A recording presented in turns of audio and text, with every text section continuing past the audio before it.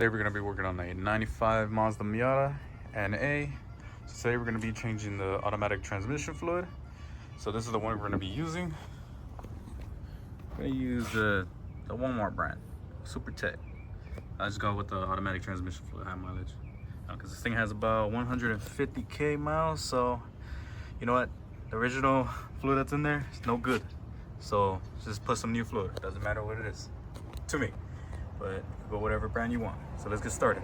So now that we have our jack stands, and so this is where the filler, you're gonna fill it up at, right here, right in that little spot. So I'm gonna go under and show you where to lift it from. All right, so now that we're under the car, so where we're gonna lift it, it's gonna, see if you can see it right on that little pin, but behind it. So right there. I guess you can see where that little hole is at. So right there in that area. Although before we do lift it, make sure you got your little stopper. Put that thing under the wheel. Right there. So as soon as you lift it, the thing doesn't roll back, even though I have the e-brake up, but it's better to be safe. So let's start lifting. Have the car lift up. Now I'm not gonna go completely under the car, but this is how it looks where I'm lifting it. Just like that. Then we're finally gonna put the jack stands onto these little bracket. You see where it's bending at? That's exactly where I put it. But you could put it like usually in this area right here. On the other side as well. Luna. Anyways, so we got the jacks kind of like level with it. So now check the other side. Right here, it's like touching it, but see how it looks? We have a little safety pin on it. So now we're gonna lower the car.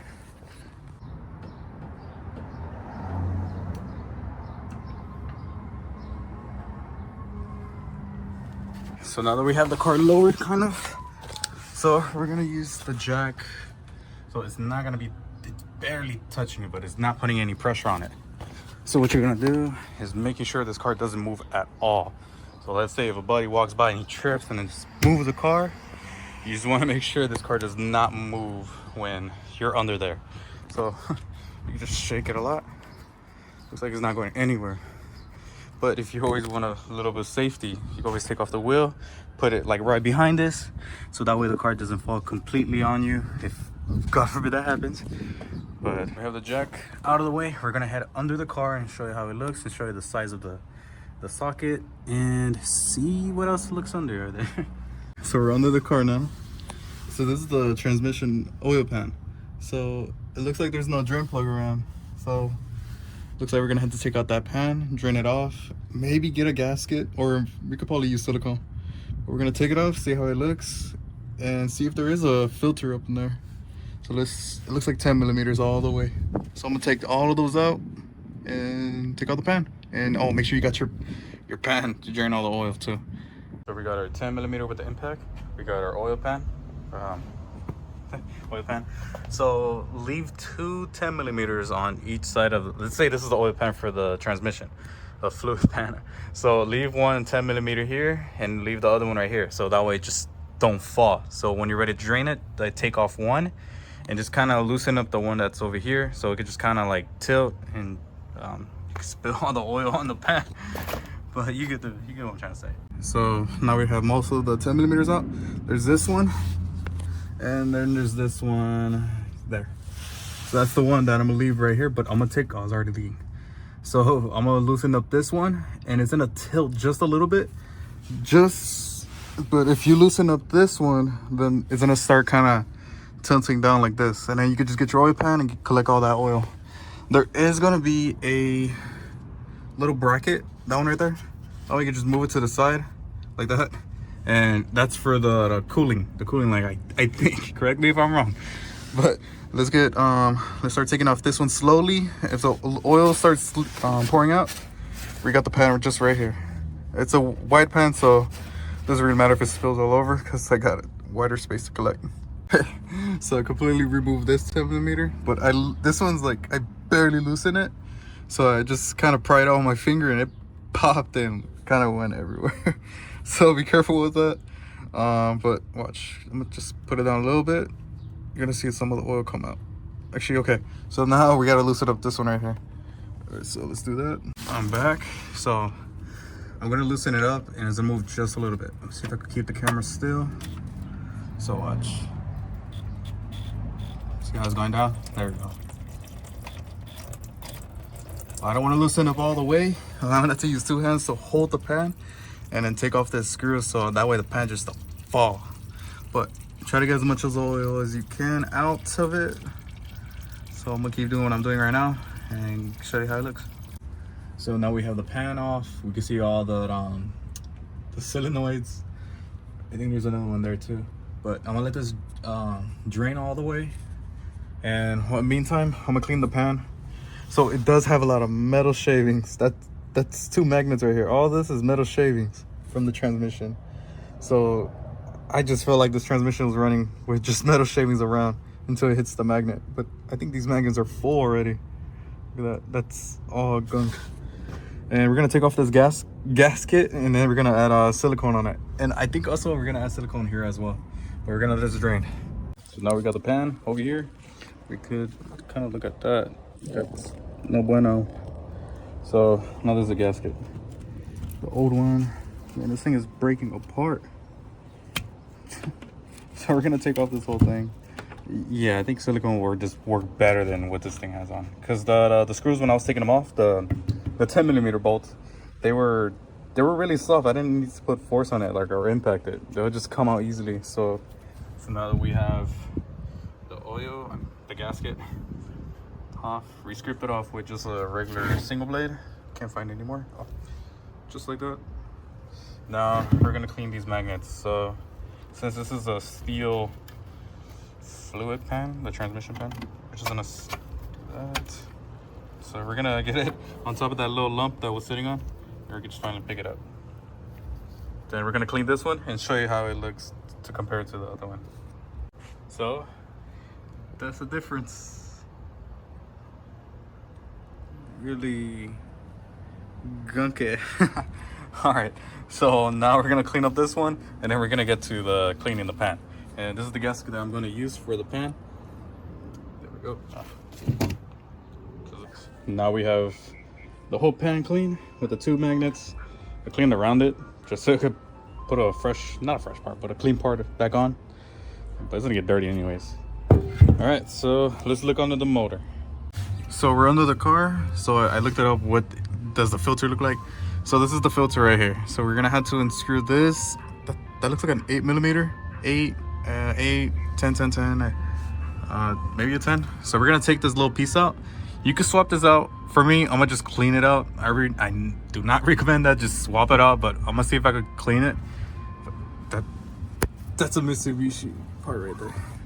So let's take this thing out, pop it out, and show you how it looks. Right, so I took off the only 4 10mm. This one and this 3 right here. So this is how it looks. And all the other ones are 8mm. All these. So I did remove all the bolts. I didn't know that these 2, the ones in the back, you don't need to take those off. But if I let this go, it does drop a lot of fluid. Let me see if I can get that. She's not doing anymore, but as soon as I lifted, like kind of removed it a little bit, I think squirted so much. I think I'm missing that one right here. So you see, I'm kind of scared to take it off now. I think I'm missing one, maybe. So let me just remove this.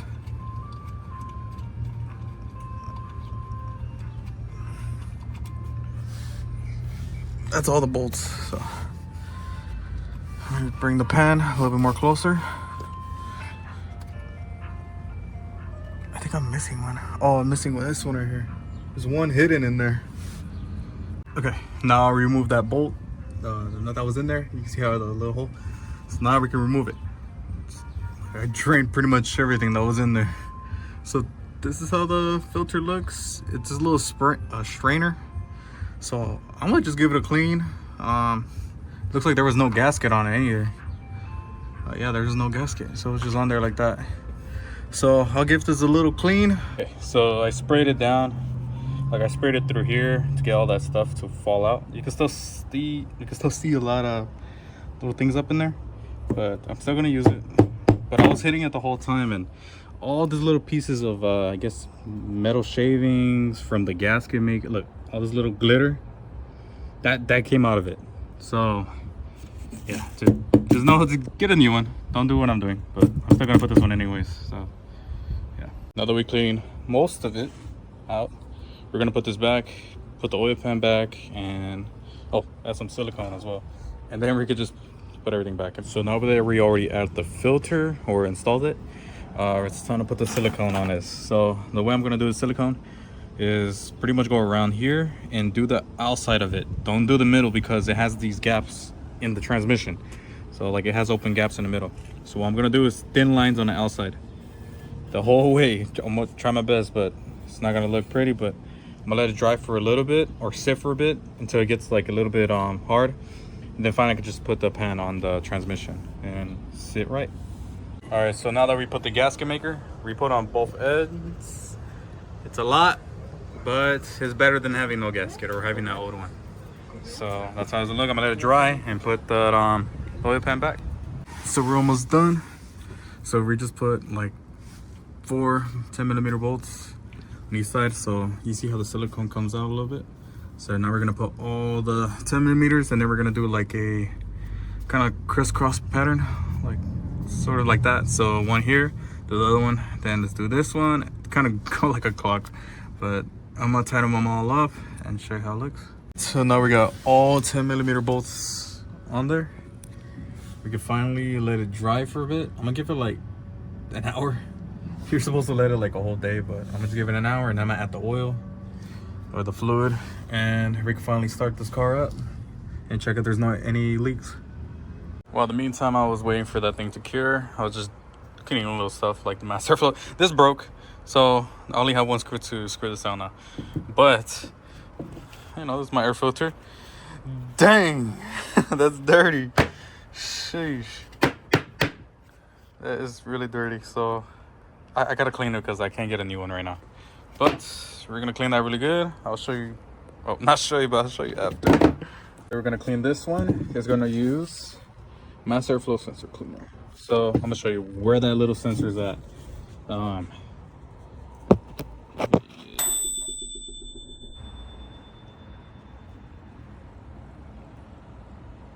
Okay, there we go. So there's those 2 little pins that measures how much air is flowing through the intake or the intake manifold. Let me see if I can zoom in more. There we go. Those 2 little pins. That's what we're gonna clean up. So we're gonna use that spray in there, and then hold it down like this. So all of it could fall. Whatever's holding onto those little sensors, just, you know, do that. Yeah, well, I was trying to wet it. Well, I should have figured it was paper. So yeah, I'll have to buy a new one, but I'm gonna use a temporary thing for now. I'm not gonna show what I did, but maybe you'll see in the video. Okay, so now that we have the intake back on, the bottom is already dried up. We can finally put the transmission fluid up in there. So I don't know if I remember if it's 4 quarts that it needs, or, but anyways, 1 gallon is 4 quarts.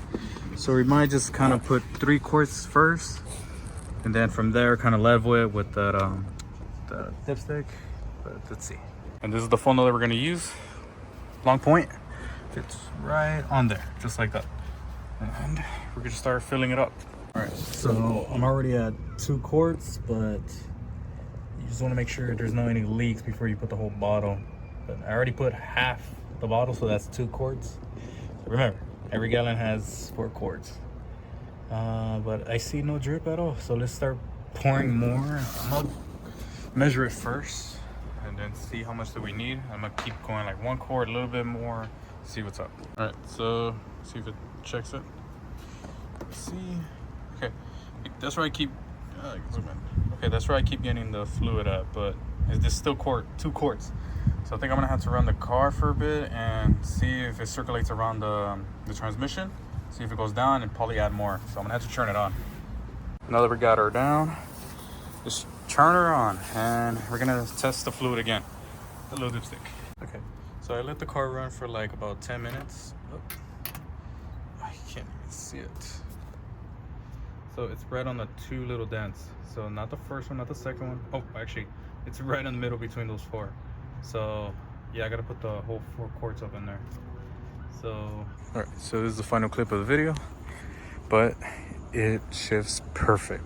Like, you put on reverse or drive and it just shifts like right away, like probably like half a second. But before it was more like 2 seconds, and I'm just like, come on, shift already. And you feel it too when it shifts because it moves the whole car. But I put all 4 quarts, it runs perfect, no leaks. It just shifts way better. So that is it. That's how you do it.